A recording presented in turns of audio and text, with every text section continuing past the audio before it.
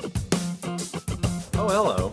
My name's Kevin Leon. I play drums with a band called St. Paul and the Broken Bones, and this is a rundown of my touring setup. Come on back here. Let me show you a couple things.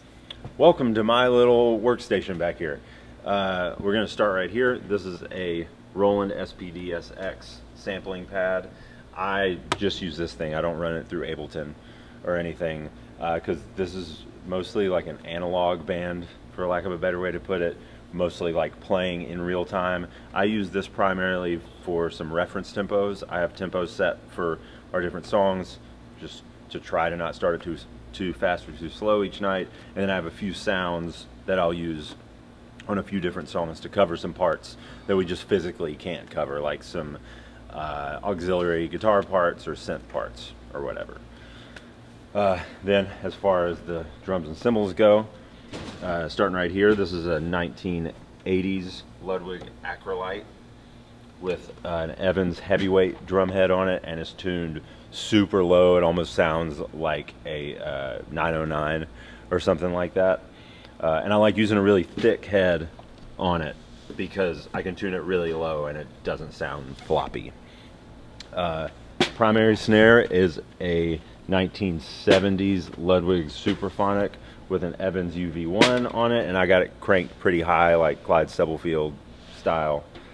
The toms and the kick drum are made by CNC, amazing company. This is the 12th and Vine Maple series. I'm not really a gear guy in general, so I think I'm getting this right.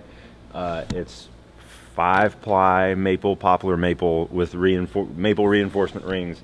It sounds like early 70s Ludwig and an Oak Lawn era Camco had a baby. So it's like big and fat with some top end bite on it.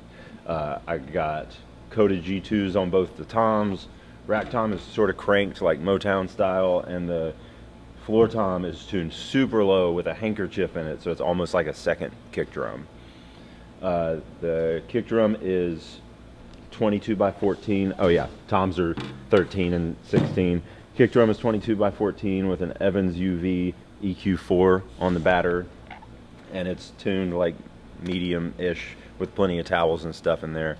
So the setup and tuning are sort of like a middle ground between like the Motown tuned up thing and then the super dead like 70s funk thing. Then as far as cymbals go, mostly Istanbul Agops.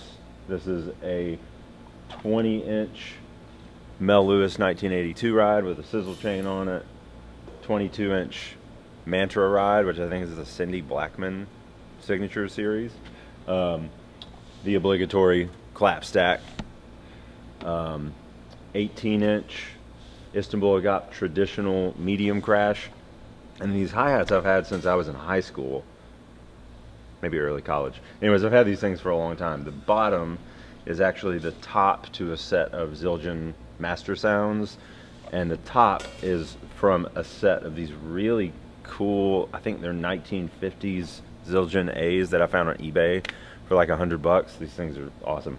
And then this LP hi-hat tambourine that I actually use a ton in the show. Pedal, all the hardware and pedals are Pearl stuff. Pearl Eliminator kick drum pedal. What else? I feel like that. Oh, this is like the neat little bow at the end of everything. This thing is amazing. A Porter and Davies throne. I told you I'm not a gear guy. I don't know what this is actually called. I call it the butt thumper.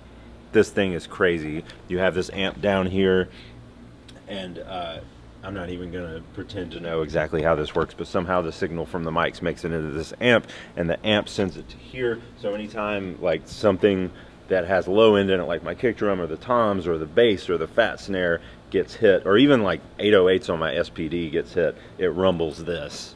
So it's like sensory monitoring, and this thing is amazing. And then Vic Firth Sticks, I play American Sound 5Bs. So huge thank you to Evans Drumheads, CNC Drums, Vic Firth Sticks for endorsing me, and hey, Istanbul Agop, holler at me. I like your stuff. Anyways, come see us at the show. Okay, bye.